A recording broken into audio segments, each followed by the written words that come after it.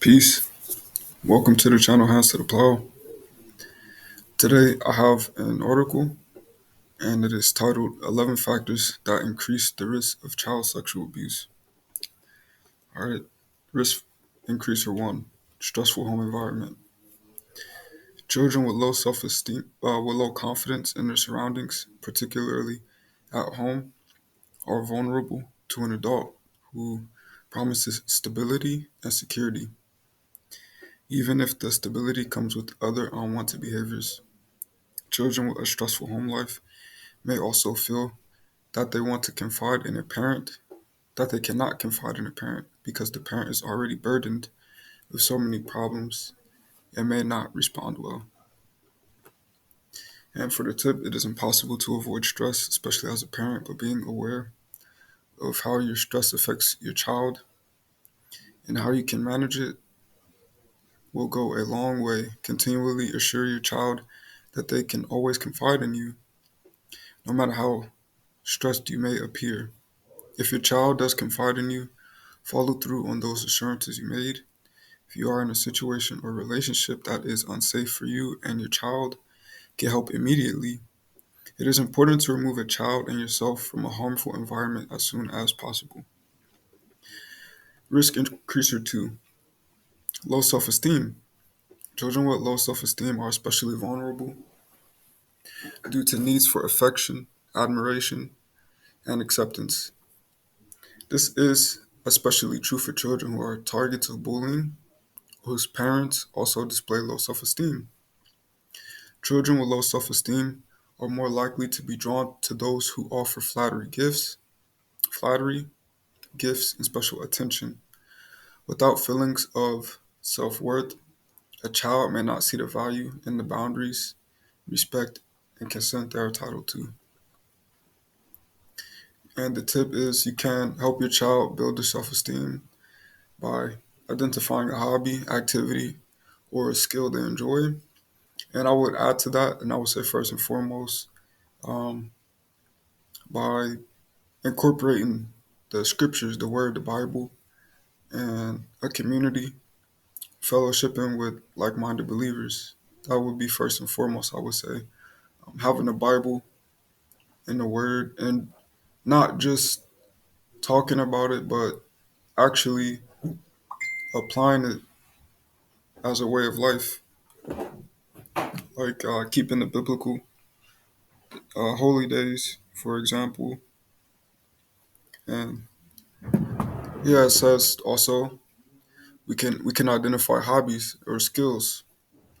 So it says these examples include sports, performing arts, academic teams, crafts, other extracurric- extracurricular activities. So again, the same way, um, doing that with the word, with the Bible. For some people, that might be church. For other people, other believers, that might be like Israel, more of an Israelite church.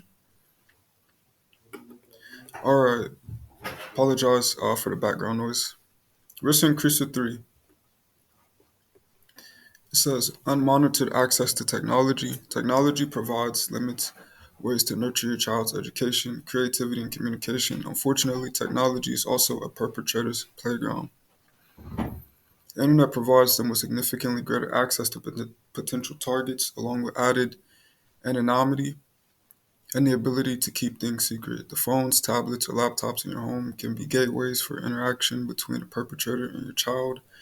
Not only do these devices greatly expand the perpetrator's reach, but they remove many barriers to perpetration, such as trying to isolate a child or being able to send inappropriate material. Keep tabs on your child's computer access, emails, text messages, and social media platforms. Be mindful of every internet enabled device under your roof, where they are or who is using them, and what sites are frequently viewed. You may also consider knowing your child's passwords and restricting use of internet enabled devices in your child's bedroom. You could also have a conversation with your child about navigating through images that portray sexuality, including how to recognize these images and what to do when they come across them. Risk increaser 4, poor communication. Children who do not feel that they can be open with their parents may become distant, isolated, and insecure, and therefore more susceptible to a perpetrator's grooming. They are less likely to confide in their parents about important topics such as the new adults in their life, inappropriate behavior they are witnessing or experiencing, or physical changes their body is going through. If or when sexual abuse begins, a child who has poor communication with their parents will likely keep it a secret. They may live in fear of getting in trouble, being judged or shamed, overburdening their parents, or being ignored. Tip: communication is key to preventing child sexual abuse.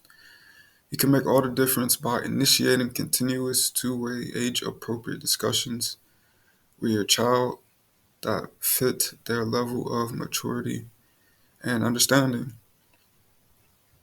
Asking open Ask open-ended questions about your child's feelings, interactions, and day-to-day experiences. Answer whatever questions your child has with age-appropriate sensitivity, no matter how uncomfortable the conversation may be.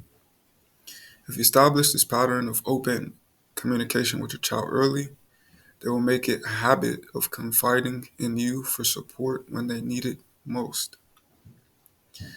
Risk increaser 5, loneliness. Loneliness is a powerful emotion. It can lead to feelings of neglect, isolation, and alienation. A crucial step in a perpetrator's grooming is isolating a child from their loved ones, both emotionally and physically. If a child is already feeling isolated, this step will be much easier for a perpetrator to achieve. Also, if a child is left alone or unsupervised on a frequent basis, a perpetrator has more opportunities to get close to that child. Tip: loneliness stands little chance against a parent who is present and engaged. Be wary about leaving your child at home without adequate supervision from a trustworthy individual for extended periods of time. This may be difficult for single parents or in a household where both parents are working. If the situation does require you to be away from your child for long periods of time, ensure they are in the care of a trusted adult and communicate with your child through frequent check-ins. Express your care and involvement to reinforce that your child isn't alone. All right, I'm gonna skip this one. Um, this one is risk increaser 6, children who may identify as LG. You know, you guys can see what that says. I'm gonna skip that one because um, I would say just for the sake of time, and maybe I would personally like to do a bit more research. But there it is. If you want to visit the website as it is at the top and read it for yourself, or pause the video. Risk increaser 7, misunderstanding boundaries. One of the most significant risk increases for child sexual abuse is insufficient education or understanding about boundaries. Children who do not have a clear understanding of boundaries are highly unlikely to distinguish between appropriate and inappropriate behavior. They may not understand when someone has violated their personal boundaries or when they have violated the boundaries of someone else. With an unclear understanding of what constitutes abuse, they are less likely to disclose any sexually abusive behavior they witness, experience, or hear about. They may also engage in or demonstrate inappropriate behavior that could draw the attention of potential perpetrators. And the tip is starting at an early age, teach your child about boundaries. This doesn't necessarily mean discussing mature topics such as intercourse or sexual abuse with your toddler. Rather, it means teaching them their bodies are important and certain parts of their bodies shouldn't be touched by anyone without their permission. In the case of a doctor or a parent at bath time, it also means communicating right and wrong behaviors and how your child interacts with others. Clear and consistent boundaries will empower and protect your child, with the knowledge and confidence they need to stay safe. Okay, and this is a quote from Joel Castiax. It says, "Your child needs boundaries in order to develop self-confidence and self-esteem. Within these boundaries, however, allowing your child certain age-appropriate freedom is vitally important." All right, so risk increaser 8, disabilities. Children with disabilities are at least 3 times more likely to be sexually abused. There are multiple reasons behind this statistic, including the child's need for personal care, a desire for acceptance, a reliance on others, and inability to escape due to physical limitations, and an inability to disclose abuse due to limitations in communication, and a lack of education on healthy sexuality and sexual abuse. If your child has a disability, teach them the importance of body privacy, appropriate boundaries, and the role of consent. Establish open communication habits by having ongoing discussions about healthy sexuality. For children with communication difficulties, provide a way they can report abuse that sufficiently meets their communication needs. If a child is displaying significant changes or new challenges in behavior, consider the possibility that they are responses to abuse. If sexual abuse does occur, report it immediately. All right, number 9 is blended families. In a blended family, communication and relationship dynamics are complicated. There may be disagreements. There may be disagreements among parents on how to educate about boundaries, conflict resolution, privacy, and healthy sexuality. Tension among family members and step family members may lead to more conflict in the home, which may lead to children having lower confidence in their environment. Blended families also increase a child's chances of encountering a perpetrator, be it an adult, a step parent, a living partner, or a peer, a step sibling. With more variables at play in a blended family, more effort may be needed to put in consent and open communication to ensure consistency and clarity. All caretakers involved need to be on the same page regarding education on safe boundaries, appropriate behavior, and healthy sexuality. Be attentive and alert toward all family members and the new dynamics that develop. Ask a child open-ended questions about their experiences, feelings, and interactions with the rest of the family. If you notice any red flag behavior among family members, address it immediately. Number 10 is domestic abuse. In a home where various forms of abuse, neglect, and maltreatment are occurring, sexual abuse is likely a high risk as well. This is particularly the case in homes with physical abuse. Domestic violence fosters a home of environment of instability, insecurity, poor communication, and mishandled aggression. It may also correlate with alcohol or substance abuse among one or more family members. Each of these factors increase the risk for child sexual abuse. According to researcher Daniel A. Black, the risk of intrafamiliar child sexual abuse is 6 times greater in a family where the mother is a victim of partner aggression.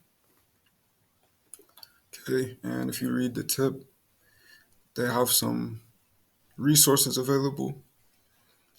And again, if you want to read a bit more about that, you can pause the video and check that out. All right. Risk increaser 11 is prior sexual abuse. Children who have been victims of prior sexual abuse are at a higher risk of being abused again. This is known as re-victimization. A child survivor who lacks the support, network, and tools to cope with their trauma may become more vulnerable to a reoccurrence of sexual abuse, whether in childhood, adolescence, or adulthood. Also, a child who has been subjected to sexual abuse that has not been dealt with is likely still in an at-risk environment that allows the abuse to continue. Tip says if you discover that a child, whether your own or someone else's, is being sexually abused, report the abuse immediately. Do everything in your power to prevent the abuse from continuing. Provide emotional support, patience, and empathy to the survivor to help strengthen their resilience and self esteem, as well as providing them with access to therapy. A crucial element of this support is protecting the survivor against feelings of shame, guilt, and self blame. Your response may be the most important factor in your child's healing journey, including the prevention of re victimization. In fact, research suggests that a family supports may be more influential to a survivor's recovery than the severity of the abuse that took place. All right, so again, this article is titled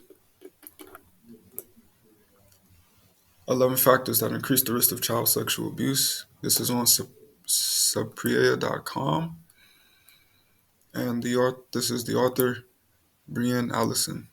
All right. All praises and honor to the Heavenly Father, the God of Abraham, Isaac, and Jacob, in the name of the only begotten Son. Let me know what you guys think about that in the comments. Do you think that these are some helpful tips? Do you guys think that there was anything that was left out? What are some tips that you guys think that will help to prevent the risk of child sexual abuse? All right, peace.